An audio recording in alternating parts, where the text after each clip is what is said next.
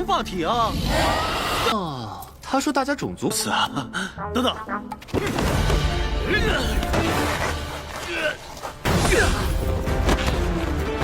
谁在外面？反正我啥也没拿走。许青云，你师尊，你看，青云他机不可。 Halo semuanya, selamat datang di Ruang Sinema. Bagaimana kabar kalian semua? Semoga selalu sehat dan baik-baik saja. Sesuai jadwal, jadi pada hari ini kita akan kembali melanjutkan series Donghua Hidden Secret Leader episode terbaru, yang mana ini adalah episode 25 sampai 26. Namun sebelum kita mulai, lebih baik kita lihat lagi apa saja yang telah terjadi pada episode sebelumnya. Alam rahasia Tianyun akhirnya terbuka juga. Melihat semua itu, Jiang Beichan pun meminta Hetian dan Zhao Hong untuk memasukinya. Di sisi lain terlihat kalau Tianqi dan Wang Tianxi sedang membriefing ketiga muridnya sebelum masuk ke dalam alam rahasia Tianyuan. Mereka bertiga ternyata diperintahkan oleh Tianqi untuk menghabisi seluruh murid sekte Immortal.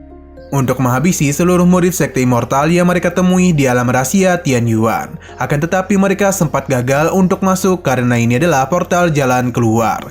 Alhasil mereka pun melakukan pencarian di manakah jalan masuk itu berada. Yang ternyata itu semua berada di sekte Immortal. Akan tetapi mereka tetap tidak bisa masuk karena adanya formasi pelindung di sekte Immortal. Salah satu murid menunjuk suatu arah yang mana di sana terdapat sebuah portal masuk ke alam rahasia Tianyuan. Tanpa berlama-lama lagi, Tianqi dan para muridnya bergegas pergi menuju portal masuk tersebut. Namun sayangnya belum sempat masuk, tiba-tiba saja mereka terkena sebuah serangan dari Geunfu dan membuat mereka terpental. Nah, sekarang kita akan melanjutkan episode terbarunya. Yang mana Hetian dan Zhao Hong sangat terkejut dan apa yang mereka lihat. Yang mana ini merupakan pavilion kitab suci. Setelah mereka menemukan tempat itu, kita malah dibawa keluar. Di sini Geunfu agak khawatir dan para murid sekte Immortalnya, karena para murid dari aliansi Tiandao juga telah memasuki dunia rahasia. Jiang Beichan memintanya untuk tidak khawatir karena baginya aliansi Tiandao hanyalah sekumpulan semut saja. Geunfu paham, akan tetapi saya juga sistem memberitahu kalau perburuan yang dilakukan oleh para muridnya sedang dalam bahaya. Jadi sistem meminta Jiang Beichan untuk ikut menyusul para muridnya di dunia rahasia. Geunfu terkejut karena Jiang Beichan tiba-tiba saja menghilang. Dia yakin kalau ketua sektenya itu pergi untuk menemui para muridnya. Geunfu pun menjadi senang karena telah mengikuti orang yang tepat. Kembali kepada Jiang Beichan. Ia sangat kesal dengan ulah sistemnya yang secara tiba-tiba mengirimnya ke ruang rahasia. Akan tetapi dia langsung saja senang setelah diberitahu kalau hadiah dari misi ini ada 2 kartu serangan. Namun jika dirinya gagal, maka sistem akan mengurung Jiang Beichan dalam dunia rahasia. Ini semua tentu saja membuat dirinya kembali marah. Di sisi lain terlihat kalau para murid aliansi Tiandao sedang kesal karena tidak menemukan harta apapun. Sampai pada akhirnya salah satu dari mereka menyadari kalau larangan di tempat ini telah dihapus. Yang menyebabkan ia pun harus terkena serangan dari patung di sana. Ini bukanlah serangan biasa sebab ada semacam kekuatan besar yang merasuki murid itu. Dia melancarkan serangan kepada seniornya yang berusaha untuk melarikan diri. Roh jahat itu menjadi senang karena dia sudah dipenjara selama bertahun-tahun. Namun akhirnya dia bebas juga. Ia sama sekali tidak pernah mengira kalau dirinya bisa lepas dari larangan pengurung. Ia yakin kalau ini adalah hari di mana kebangkitan dirinya. Namun kesenangannya langsung hilang sebab Su Xingyun langsung menghabisinya. Karena dia itu sedang mengincar orang-orang dari aliansi Tiandao. Roh jahat itu tentu tidak tahu apa-apa sebab dia bukan berasal dari aliansi Tiandao.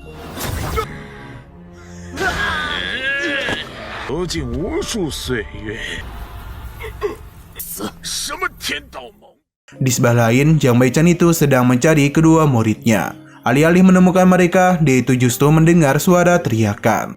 Yang mana dia pun langsung menjadi sangat panik setelah melihat Su Xuanyu yang menghabisi murid dari aliansi Tiandao.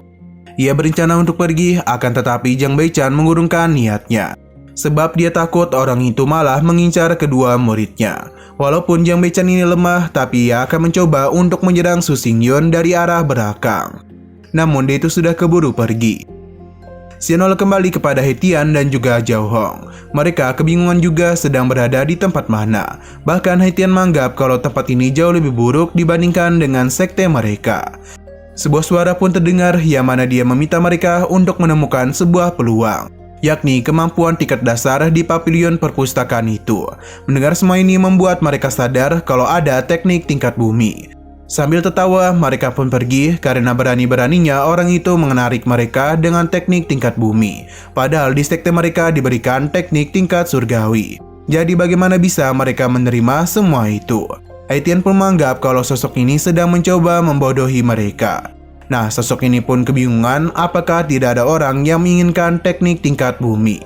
Sampai padarnya 3 murid aliansi Tiandou pun muncul, karena mereka itu benar-benar tertarik dengan teknik tingkat bumi. Sosok ini pun tertawa karena ada yang masuk ke dalam jebakannya. Dia pun langsung melakukan sesuatu kepada 3 murid itu, yang menyebabkan giok jiwa mereka hilang dan menandakan kalau mereka ini sudah meninggoy. Para tetua dari aliansi Tiandou pun meminta untuk memanggil penjaga Tianu, sebab mereka itu akan menghabisi siapapun yang keluar dari ruangan rahasia. 都没人要了呀！什么？进去的师兄们都死了。 Kembali lagi kepada Haitian dan juga Zhao Hong. Haitian merasa kalau ada orang lain selain mereka. Zhao Hong juga merasakan hal yang sama, jadi dia meminta untuk selalu waspada. Sampai padarnya jiwa naga Zhao Hong pun masuk ke dalam sebuah telur. Ini membuat mereka terkejut, apalagi setelah itu telur naga ini pun pecah dan melahirkan sosok naga hijau. Zhao Hong mulai mendekatinya, yang mana naga itu sepertinya cukup menyukai dirinya. Ini sangatlah wajar sebab Zhao Hong memiliki roh naga sejati. Haitian yang juga memiliki jiwa naga mencoba untuk menyentuh naga itu. Akan tetapi naga hijau menolak kehadirannya. Zhao Hong memberitahu kalau setiap naga memiliki ras yang berbeda-beda. Haitian tentu saja bingung, padahal mereka sama-sama naga. Sekali lagi Zhao Hong memberitahu kalau naga hitam Haitian sejenis ular. Haitian pun menjadi sangat terkejut karena baru menyadari kalau Zhao Hong mampu memahami apa yang dikatakan oleh naga hijau itu. Ini wajar karena jiwa naga roh sejati Zhao Hong telah berada di naga hijau. Haitian agak sedih sebab dia tidak bisa memahami perkataan naga itu. Nah, naga hijau memberitahu kalau ini adalah rumahnya. 这龙霸体啊！ 他说大家种族是啊，等等，他说好吧，种 Kembali lagi kepada Jiang Beichan, yang mana dia itu masih terus mencari kedua muridnya. Akan tetapi Jiang Beichan tidak menemukan siapapun. Sampai padarnya dia pun terkejut karena mendengar suara orang yang meminta tolong. Jiang Beichan segera mencari keberadaan orang tersebut. Yama ternyata dia itu sedang berada di dalam sumur. Awalnya Jiang Beichan ingin memastikan apakah orang ini manusia atau hantu. Namun meskipun dia adalah manusia, Jiang Beichan tidak ingin membantunya. Sebab dia ini berasal dari aliansi Tiandou, dan itu jauh lebih buruk daripada hantu. Pria ini memberitahu kalau dia bukan berasal dari aliansi Tiandou, karena tubuhnya ini hanyalah pinjaman saja. Karena sebenarnya dia ini adalah seorang jenderal di bawah Raja Surgawi Qi Qiao dan Ras Surgawi. Jiang Beichan yang tidak tahu apa-apa meminta pria itu untuk menjelaskannya. Namun sebelum itu kita dibawa kembali kepada Haitian dan Zhao Hong. Mereka telah sampai di sebuah tempat yang mana ini merupakan singgasana dari Kaisar Xinglong. Kaisar Xinglong tidak hanya memegang posisi tertinggi dan berkuasa saja, sebab dia itu juga sangatlah kuat. Pada akhirnya kita pun diperlihatkan dengan sosok jiwa Xinglong.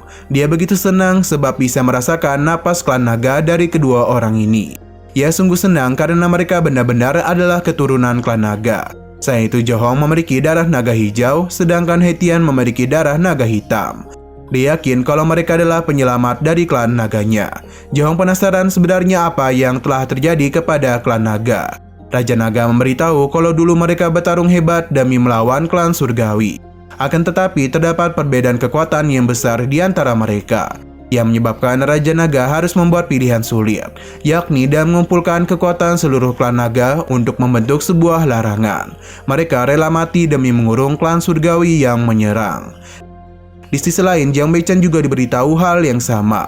Dia berharap kalau orang ini tidak membohongi dirinya. Roh itu membenarkan hal ini, apalagi klan surgawi sangatlah kuat. Jadi dia pun meminta diselamatkan karena roh ini berjanji akan memberikannya kejutan besar. Jiang Beichan agak tergoda dengan tawarannya, apalagi roh itu memberikan pujian kepada kepintarannya. Jadi Jiang Beichan pun memilih untuk menyelamatkannya. Akan tetapi pria itu malah melepaskan pegangannya dan membuat dia harus terjun bebas ke dalam sumur. Jiang Beichan meminta untuk tidak menyalahkan dirinya karena semua itu adalah kesalahan dia sendiri. 你没骗我吧？你肯定不会是这么瞬间的想。 Dulu dia mengira kalau garis keturunan klan naga akan terputus.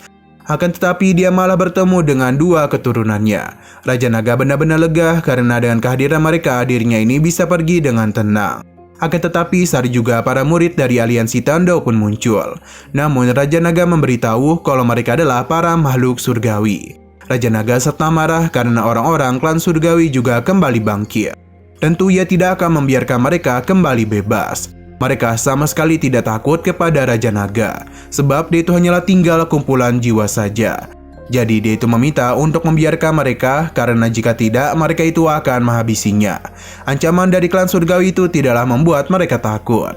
Xinglong akan meminjam tubuh dari naga kecil ini. Kini dia pun memiliki kekuatan yang sangat besar. Melihat apa yang terjadi, tentu saja membuat klan surgawi menjadi senang, dan juga akan mengambil tubuh naganya. Sesaat kemudian Su Xuanyu pun muncul. Awalnya Zhehong ingin menyerangnya, akan tetapi He Tian melarangnya, sebab dia itu berada di pihak mereka. Su Xuanyu pun akan membantu mereka, sebab dia itu juga memiliki urusan dengan aliansi Tiandao. Orang-orang ini pun mulai membagi tugas untuk melancarkan serangan kepada He Tian dan yang lainnya. Dalam pertarungan itu bisa terlihat dan jelas kalau He Tian dan yang lainnya sama sekali tidak kesulitan dalam menghadapi mereka. Begitu juga dengan Raja Naga. Akan tetapi dia bisa merasakan kehadiran seseorang yang berada di luar.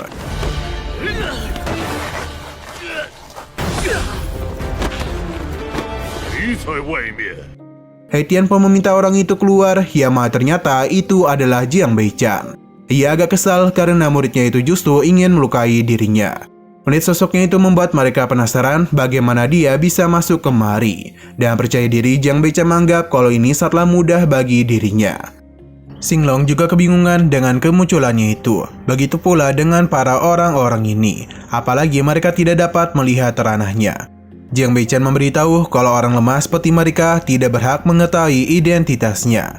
Mendengar perkataan itu, mereka pun segera melancarkan serangan kepada Jiang Beichan. Akan tetapi ini semua adalah kesalahan terbesar, karena hanya dalam satu kali serangan saja Jiang Beichan dan mudah mementalkan ketiga murid itu. Sistem memberitahu kalau dia baru saja menggunakan tubuh emas abadi. Jiang Beichan senang karena sistem bergerak dengan cepat. Di sini dia menyebut nama Qi Xiao yang mana seketika saja membuat orang-orang ini kesal. Sebab dia itu baru saja memanggil nama Raja Surga mereka. Akan tetapi temannya itu menahannya sebab dia tidak tahu bagaimana cara orang itu mengetahui nama Raja Surga mereka. Alhasil mereka pun penasaran apakah hubungannya dengan Raja Qi Xiao. Bagi Jiang Beichan, Raja Qi Xiao hanyalah raja kecil saja dan bahkan tidak layak untuk dirinya lihat. Perkataan itu seketika saja membuat orang-orang ini terkejut dan meminta maaf. Akan tetapi Jiang Beichan tidak ingin membiarkan mereka pergi begitu saja. Sebagai seorang senior memang agak tidak wajar jika dia menyerang mereka. Namun bukan berarti para muridnya tidak bisa mengambil tindakan kepada mereka. Jiang Beichan pun memberikan tekanan dewanya kepada ketiga orang itu. Lalu dia pun meminta He Tian dan juga Zhao Hong untuk memberikan pelajaran kepada mereka. Alhasil hanya dalam satu kali serangan saja, ketiga orang ini dan mudah mereka kalahkan.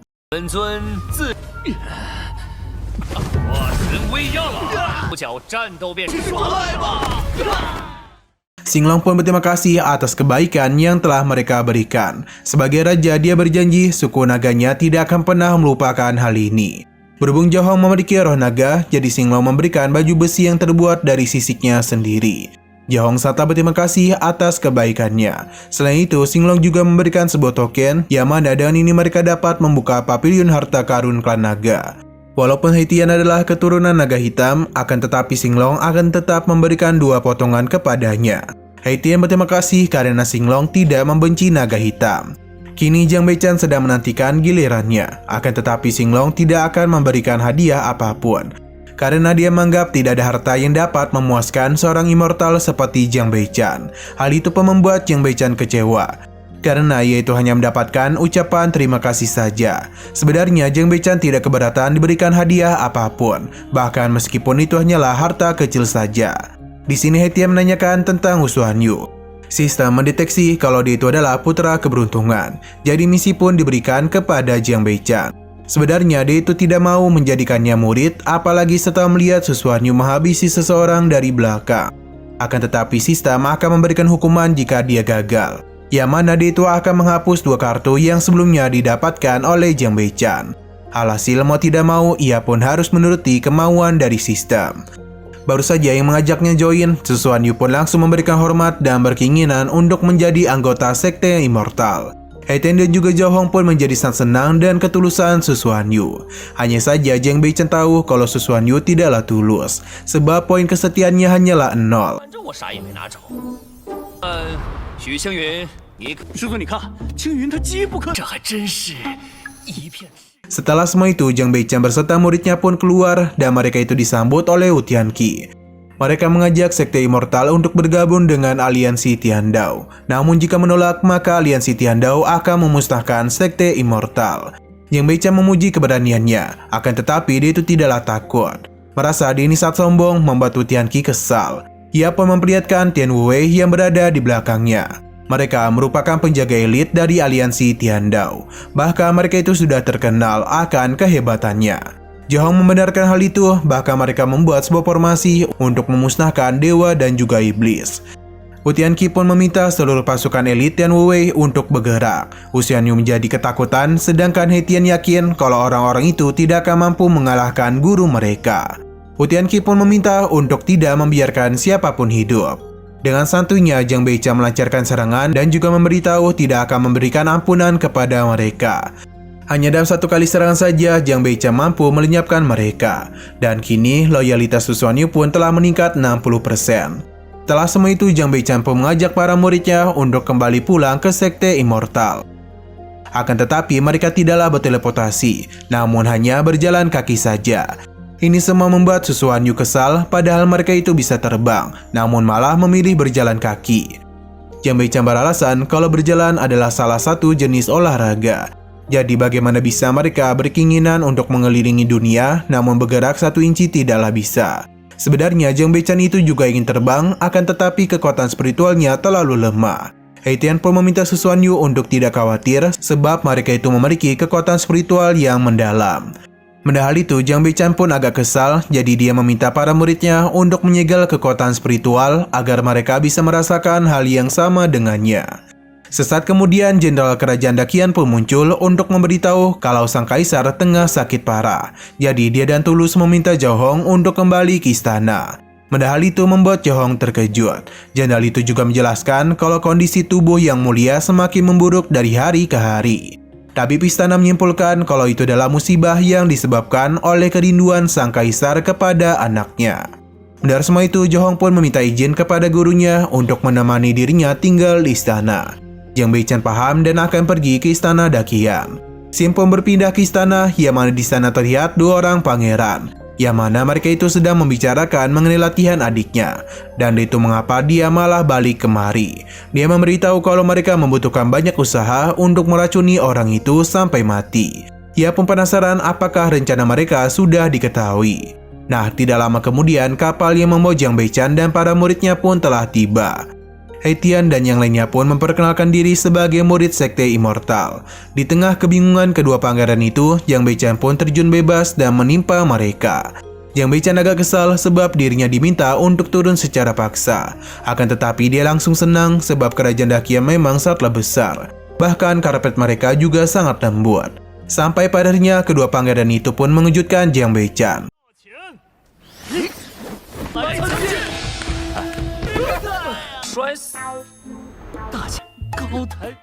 Ia menanyakan apakah tadi mereka melakukan penyambutan kepadanya. Kedua pangeran itu membenarkan semua ini dan itu adalah etika baik yang mereka lakukan. Jiang Beichan pun diminta untuk masuk. Kedua pangeran ini yakin kalau Jiang Beichan pasti sengaja melakukannya. Sebab sebagai seorang guru, dia itu pasti ingin mengetes kekuatan yang mereka miliki. Adiknya paham dan menanyakan apakah orang itu telah mengetahui apa yang mereka lakukan. Si kakak berencana untuk melakukan tes kepada Jiang Beichan. Di halaman luar terlihat kalau Jiang Beichan memberikan hormat kepada sang kaisar. Yao Ximing merasa tidak enak karena telah memaksa mereka kemari. Ia pun meminta maaf atas perbuatannya. Jiang Beichan memintanya untuk tidak khawatir sebab ini hanyalah hal kecil saja. Yao Ximing pun meminta anaknya untuk masuk ke dalam istana. Baru saja menginjakkan kaki, Jiang Beichan dan yang lainnya pun menjadi terpukau dengan kemegahan istana itu. Jong tidak sengaja mendengar perkataan gurunya yang ingin tinggal di sini. Jiang Beichan pun segera mengganti kata-katanya dan memberikan pujian kepada Zhou Ximing. Sesaat kemudian mereka pun mencicipi makanan yang disajikan. Kenikmatan makanan itu membuat Jiang Beichan senang, apalagi kekuatan spiritualnya meningkat dengan pesat.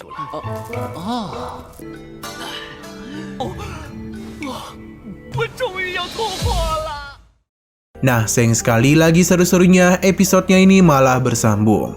Oke, sekian dulu pada video kali ini. Untuk video selanjutnya akan segera hadir. Jadi bagi kalian yang mengikuti series ini, langsung saja klik subscribe dan aktifkan loncengnya.